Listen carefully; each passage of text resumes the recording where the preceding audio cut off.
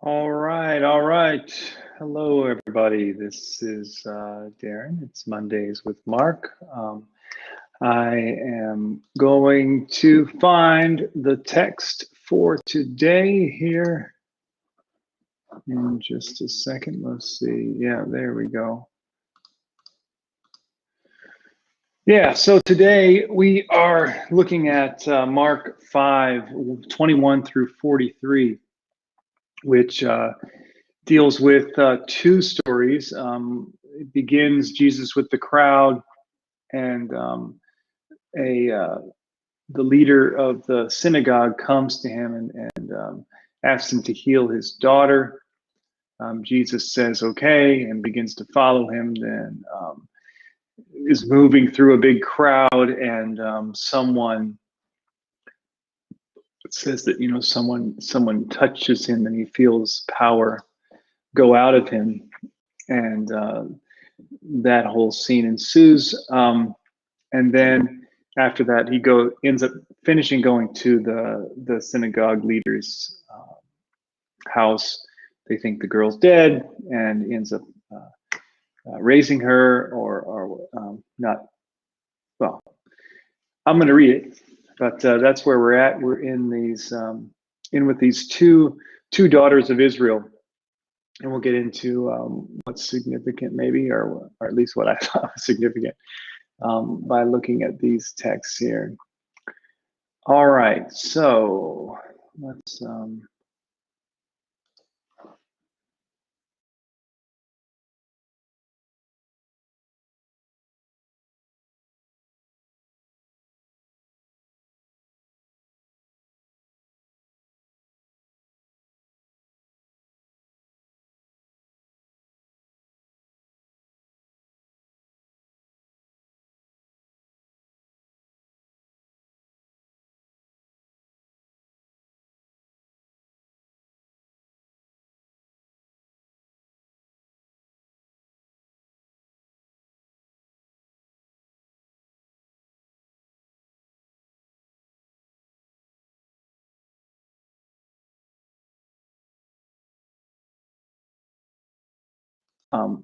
they got in the boat and went to the other side.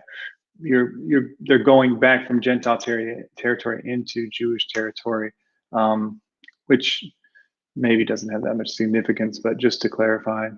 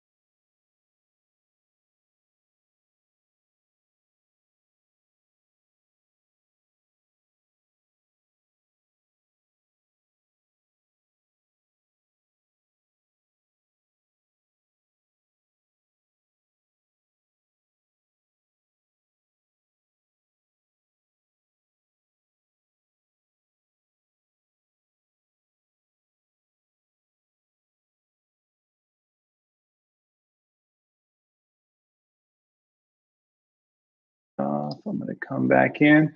I'm going to see if I can bring Mark in. Mark, you look like you're in an impressionist painting of some sort or something like that. Different, I don't know what. It's a different laptop. Camera's not quite as good. Yeah, you'll be impressionist Mark today. Yeah. Yeah, the camera's not as good as the other one.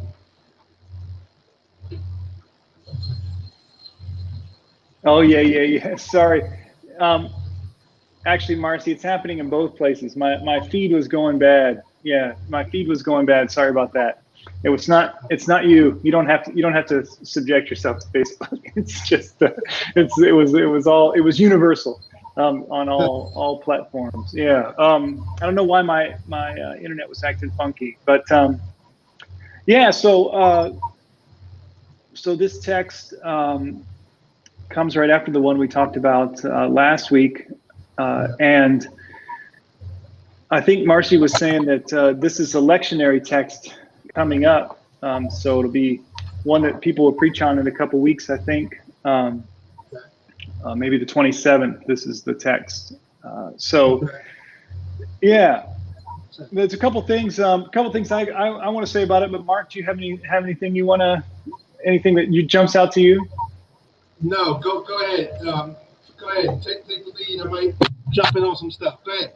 Yeah, well, I think the kind of the main thing that I was looking at when from my study of this was really about the social position of these two women, and the class character of this scene. And I think that to me is really the what's interesting about it, because you have Jesus being approached by the synagogue leader, which would have been someone with a fair amount of status and honor in the community, and of course he still submits himself to Jesus, treats him with respect and honor, and asks him to come and heal his daughter, and it's on the way, in the midst of this big crowd that's gathered around. And different commentators will say that when you're in the midst of the crowd, you're among the masses.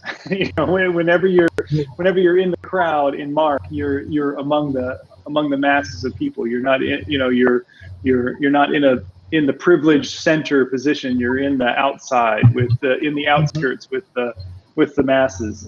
And from 21 to 31, there's about 5 different references to the crowd being around. There's the crowd that gathers around Jesus. They follow him pressing in as he goes to the synagogue leader's house. Woman reaches out from in the midst of the crowd to be healed. And Jesus turns and tries to figure out within the crowd who's done this. And then the disciples are like, how are you ever going to figure out who did it? We're in this huge crowd, So that's one thing about it. And then the other thing is that this woman clearly has had, this is a long-standing issue that she's had for 12 years. It says that she suffered much trying to, the doctors themselves, created more suffering than they did healing for her. She spent all of her money, and she's not any better. In fact, it seems that she's gotten worse, in the midst of all of this. So she's in a desperate position, reaches out to Jesus, and he, not only is she healed, but Jesus takes time there to figure out the situation, to make sure that people see and recognize her again, like we talked about last week, to recognize that she is healed so that she can be brought back into community. Right. She is, there's no doubt that everyone would have known this woman, right? And if this is, in a smaller community, people would have known this woman and known about her troubles. And it would, and in fact, we can get into this later, but you can guarantee that the synagogue leader would have had an encounter with this woman before, because she surely would have come to him to try to find some kind of help in her desire to be a part of the, to be a part of the people of the synagogue, to be a part of that community. The synagogue leader would be a central figure, that would be a resource to try to find help from, So that's, that's the one, I think the one thing of this story is, again, for us, is Jesus not, on a trajectory to stay moving toward this, the powerful and the well-to-do in this community, but then being sidetracked, but then dwelling in the place of the poor, and the hurting. You hit the nail on the head when you talked about the contrast, the socio-economic contrast between these two women. Because one thing about this woman is the risk she took, because of she's violating Levitical law. Mm-hmm. She's supposed to be isolated because she was menstruating. Mm-hmm. So on the one hand, you got Jairus, whose daughter is sick, but there's no, besides the illness, there's no social risk to her. But there's a lot of risk to this woman. Right. Yeah. And she, just like the leper earlier in the story, that the physical contact that Jesus has with that leper, even though he instigates it in that situation, that would be, that would be just the height of something wrong to do to someone, to contaminate them with your illness. And again, as what happens there, Jesus actually, transforms that situation, instead of him being infected by whatever was wrong or being polluted, he heals and makes holy the situation. And I think, but she takes, even though Jairus does this kind of begging to have Jesus come, this woman definitely steps out and takes a real risk to be healed. And partly out of just sheer desperation, partly out of just I think what we were saying, a little bit last week with the destruction of property, with the demoniac. Sometimes you have to, sometimes you transgress against the given law, but it's out of a place of desperation and ultimately out of a place of justice and shalom that you break, you perform a taboo from your society in a certain sense, or something totally against their societal laws, but ultimately for what God is doing, you're doing the right thing. You're on the right path.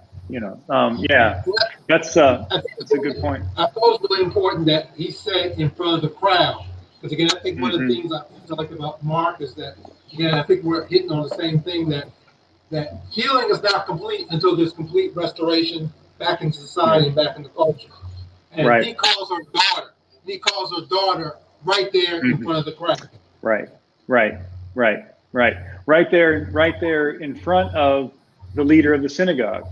Right. Because he's still traveling along. So right there in front of him, one that probably surely was one of the people that made sure that she was excluded from the community for the sake of that synagogue. He says in front of him, daughter, I think that's definitely an important part of it, for sure. Marcy, that's right. That's right. She's right. Jesus makes her visible. Right. Yeah. Exactly. Ceremonially, she's supposed, and socially, she's supposed to remain, even I think, invisible after her menstruation period was over. But right then and there, Jesus recognizes her as daughter. Right. Yeah. No, I think that's important. Yeah. That's good. Yeah, and I think, and then the irony, I guess, or whatever that comes up at the end of the story, because it's at the let's see if I can, you know, right here in 42, and immediately the girl got up and began to walk. She was 12 years of age. So Mark sets this story up that you have this young girl growing up in relative privilege, who ends up getting sick, but she grows up in relative privilege into into this life of the daughter of the leader of the synagogue. All the while, the other woman is suffering and being mistreated and dealing with everything she's dealing with over those same 12 years.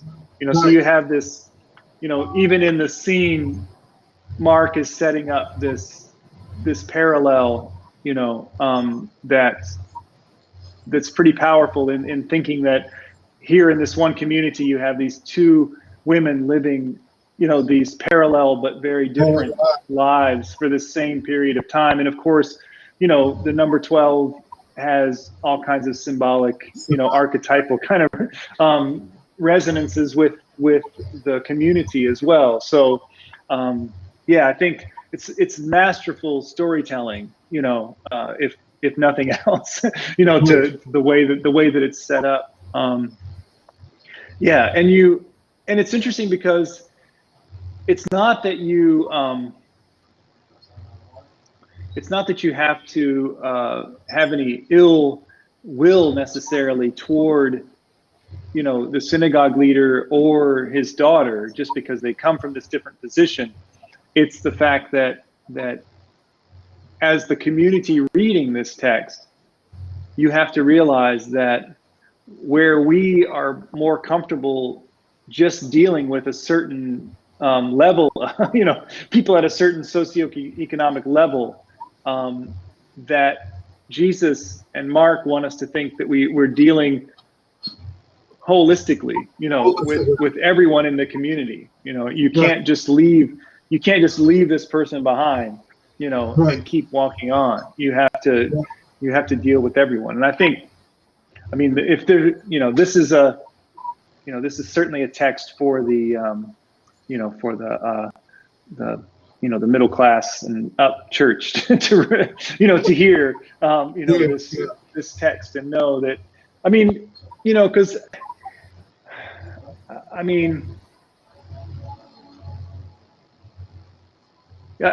you don't want to get into the place of necessarily like comparing, levels of suffering and all of that sort of thing, and that can get dangerous to at a certain level, but I think Mark is certainly trying to say that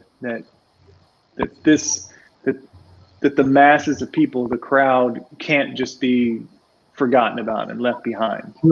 That if nothing else, that has to be the way it is. And of course, there's the way that he pictures the people at the synagogue leader's house and what's happening there, and their inability to perceive what's really going on, is again, throughout Mark, the people who think that they're in the know are not, don't have a clue about what's going on, and and the idea that right after he heals this woman and commends her faith, he has to tell the synagogue leader of the town to have faith, basically, say we should have as much faith as this person here, and believe that everything, that God has something going on. It goes back again that this woman, Jairus, I'm not trying to pick on Jairus, but he's in a very comfortable position, as you pointed out earlier.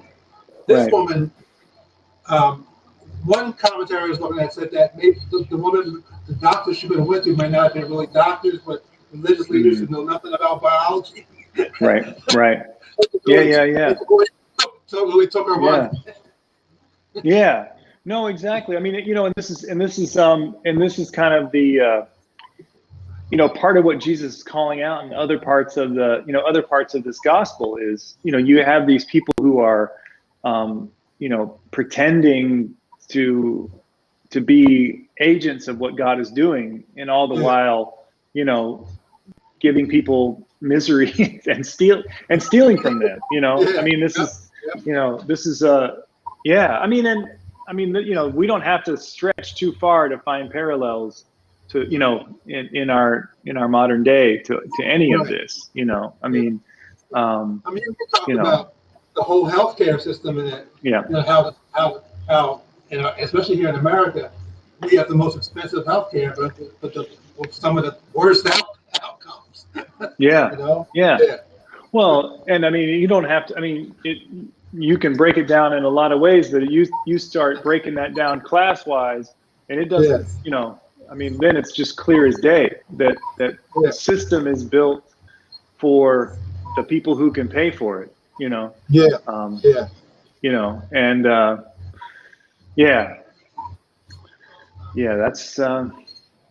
no doubt.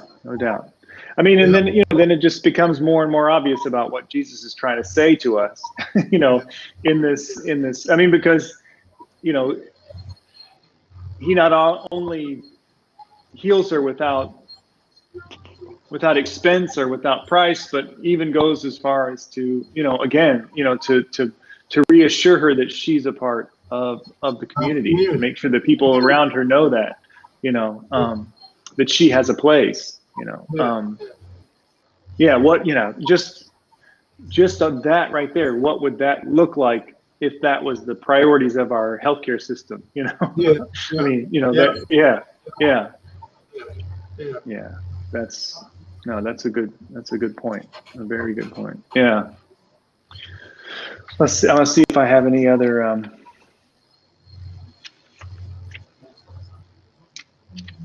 it's unclear about what. I mean, you don't want to discount how serious the situation was with the younger girl, because it said that because the father thought that she was dying, for sure. So, I mean, that's not good. But obviously, Jesus kind of seems to have a pretty, seems to think everything's going to be all right, for quite a bit of it. I was just realizing that I didn't get to the. There's something about that. What he says to her at the end there. I remember reading a really interesting. I'm not going to find it right now, I don't think, but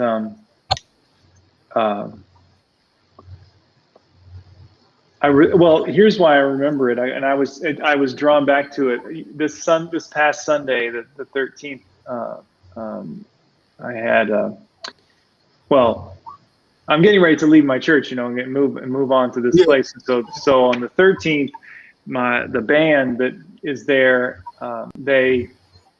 they are not going to be here next week, my last Sunday. So they were playing some songs, some special song, some songs that they thought would be meaningful to me, and they played a couple that they played at my installation, in ordination service, and I was remembering doing a children's sermon on this text, and there was something I had read in the commentary talking about what he says over her when he asked her to rise has some resonance with I don't remember what exactly it is, but it's something about the the shadow of the shadow of God wings or something like that, or no, maybe it's what it is the it has something to do with the prayer shawl that rabbis and people would wear, and that the image is that he would take the prayer shawl and lift it up and kind of there would be this space of tabernacling and of God's presence there when he would call her up. I remember doing that with a prayer shawl that we had at church, and doing that, and I remember seeing the look on some of the kids' faces, and they were like, "What is this guy doing?" But I was thinking about that because it was like 7 years ago, and the girl that I remember, her face is now, like, a year or two away from graduating from high school, and probably 2 to 3 times as tall as she was back then. Yeah. Oh, Marcy's. I think Marcy's talking about my how there's no bookshelf and nothing on the wall. Right? Yeah. It's yeah. It does get that.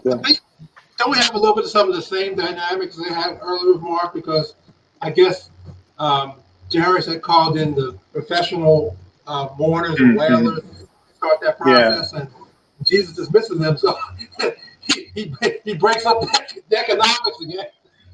Yeah. Right. Yeah. And that, you can tell by their reaction that they're like, look, we're about to get paid. Like, you need to, I don't know what you're doing here, but like, it's too late for you. It's time for us to step in and do our, and do our thing. Yeah. That goes back to what I think we said last week about, people over profit. We've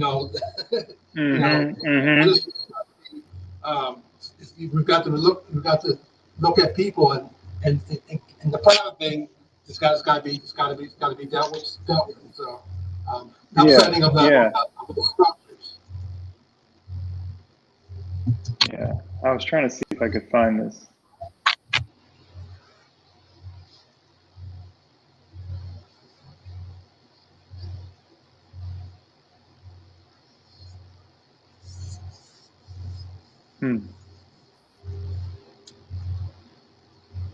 Yeah. Anyway, I'm not going to find it. I should look that up earlier. I just didn't. I wasn't thinking about that when I read it through the first time until I had that experience in church the other day. Yeah. No, but I think that yeah, this, to me, this text really it really does draw in, and one commentator was talking about how this scene and the next couple really set up the theme that'll start coming in around 8, 9, and 10 of the first shall be last, and the least. If you want to be the greatest, you need to be the least and the servant of all. That this is introducing that that theme going forward as well. In this kind of focusing and paying attention to this woman and healing her. Yeah.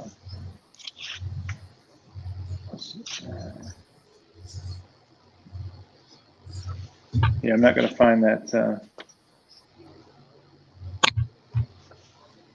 So I think, again, this text challenges us about, you said earlier, about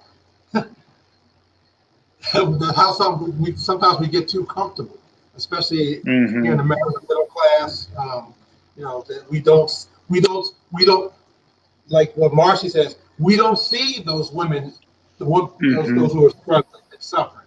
Right. And we go on our way not to see them. And what Jesus does, Jesus calls us that you have to minister to the least of these. You have to see them. Yeah.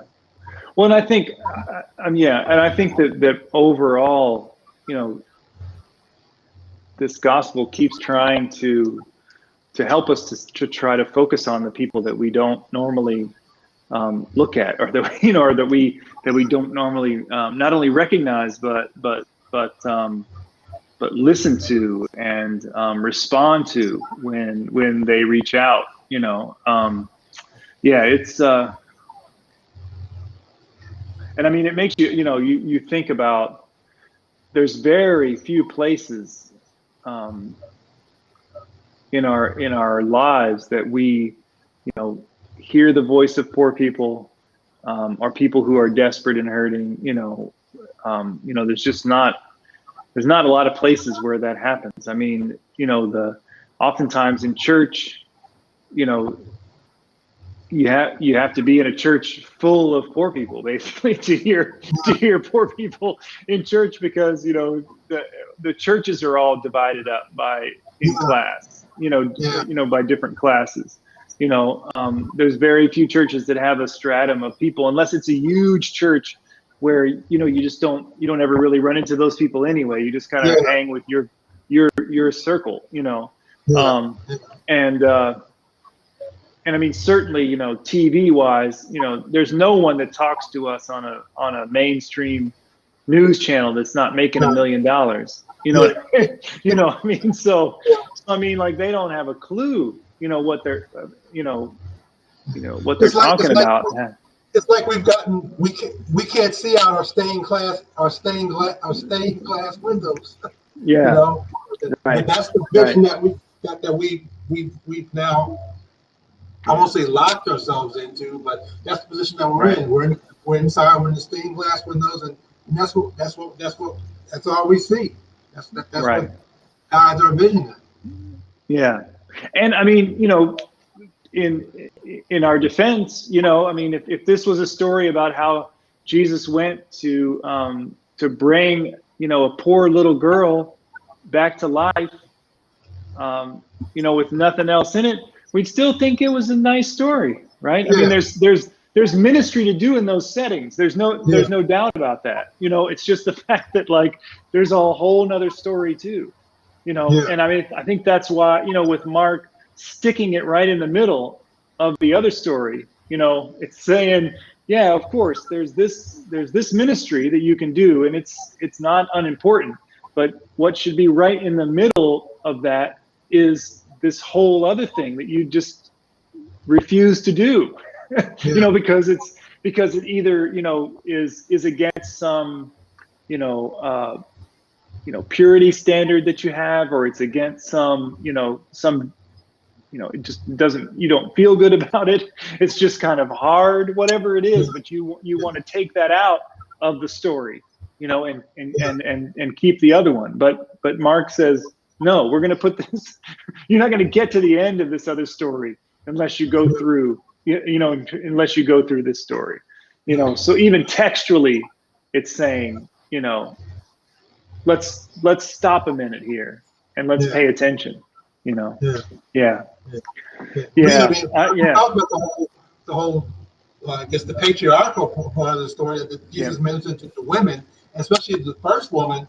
I mean, the culture set some pretty strict patriarchal guidelines. Those guidelines were written by men. Right. Jesus sort of shadows those guidelines. Right. So, yeah. He's pretty good here. Yeah. By the time we get to a little bit later with the Syrophoenician woman, he has a little slip up before he gets right. Yeah. He might have some choice words to say before he gets it right there. But that's a good point. Yeah. Oh, well. No, that's good. Yeah, I think that's really good. That's good look at this text. Yeah. All right. Let's see if Marcy has any more comments. Any more questions before you have to preach on this in a couple weeks, Marcy? Oh wow. I threatened to drag her on, but she. So this text is lip summary for this coming Sunday? I think it's not this Sunday. It's the 27th, I think. The Sunday after next. Okay. Yeah. Because I preach this week. I'm preaching in Corinthians though, for a series that we're in. But I think this week might be the calming of the waters, the calming of the sea. But Okay. yeah. All right. Well, cool. Yeah, and then I think next week we're going to 6. it's chapter 6. Yeah, chapter 6. Yeah, and maybe I know that the feeding of the 5,000 is coming up. That's one of my favorite stories. Yeah. But it's not. I don't think it's there just yet. I'm trying to think of what. Oh, okay. That's in 6. Yeah, it's in 6, but I don't think it's this. I don't think it's the first part here, the 1 through 6. Okay. Yeah. Oh, this is Jesus rejected in his hometown. Yeah. Yeah. Yeah. Maybe. Yeah. Who knows? Maybe we'll jump into. Maybe we'll jump over that first part, that first little part, and just get right into the. Oh no, because we have they got to kill John the Baptist before that. Yeah. That's right. That's right. Yeah, so maybe we'll do that first part of Mark before the feeding of the 5,000. That first part of chapter 6. Yeah. Cool. So you said this is your last Sunday? This Sunday will be my last Sunday in church. Yeah. Okay, Yeah. wow. And then I'm gonna be in the office a little bit the next week, but yeah, and then the last Sunday and that next week we'll be moving everything, getting it all. Yeah, getting it all going. So we'll see how July 5th goes when I have to do this. I might not have. It might still be either an empty room or a bunch of boxes piled up all around the room. So we'll see. Yeah. Who knows? Yeah. Well, thanks, Mark. Man, I'm glad you jumped on. It's good stuff. I'll have to. I might. Well, I still have to. I saw that Leonard was receptive to get him back on with us sometime, so I'll have to reach out to him. Reach out to him. Yeah. See what he's got free coming out. Yeah. Yeah. All right. Well, cool. All right. Well, thanks everybody. Take care of yourself. All right. You too. Yeah. Bye bye. Okay. Bye bye.